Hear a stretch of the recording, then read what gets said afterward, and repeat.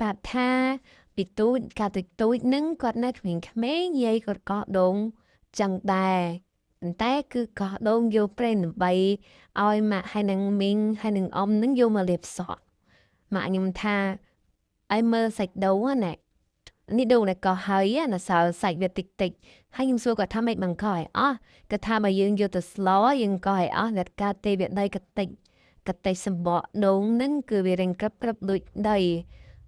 និយាយទៅវាពិបាកទៅពីវាក្រឹមនៅបាតឆ្នាំអញ្ចឹងណាអរគ្នាប៉ុន្តែគាត់ថាបើទូចទូចគាត់ដែលថាយាយគាត់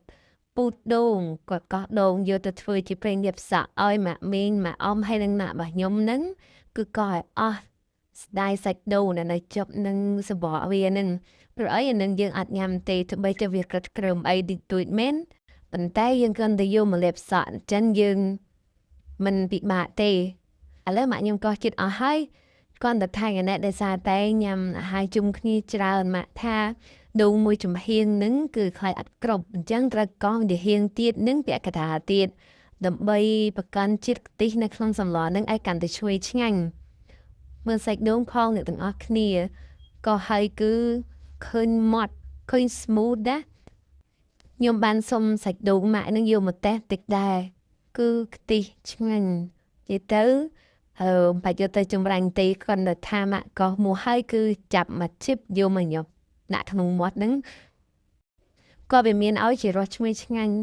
និយាយទៅគឺក្លិនឈ្ងុយប្រហើរយើងចង់ញ៉ាំទៀតតែម៉ាក់អត់ឲ្យញ៉ាំច្រើនទេគាត់ថាបើកូនញ៉ាំច្រើនទៅវាក្តៅខ្លួន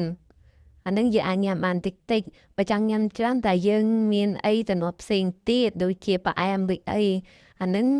យើងញ៉ាំទៅវាមិនធ្វើឲ្យយើងគ្រុនក្តៅខ្លួនអីទេអ្នកនរគ្នាអាចមើលបានណាអ្នកសាច់ដូងដែលខ្ញុំចាប់ដាក់ក្នុងដៃហ្នឹងគឺវាមានជាតិប្រេងរលោងហើយខ្ញុំគ្រាន់តែវេកតិចតិចនៅលើដៃហ្នឹងក៏ក្លិនឈ្ងុយឈួតចូលច្រមុះខ្ញុំដែរអ្នកទាំងអស់គ្នាអត់និយាយលេងណានឹងថ្ងៃមើលតែដៃខ្ញុំយញីម្រាមទាំង5ហ្នឹងក៏ឃើញថា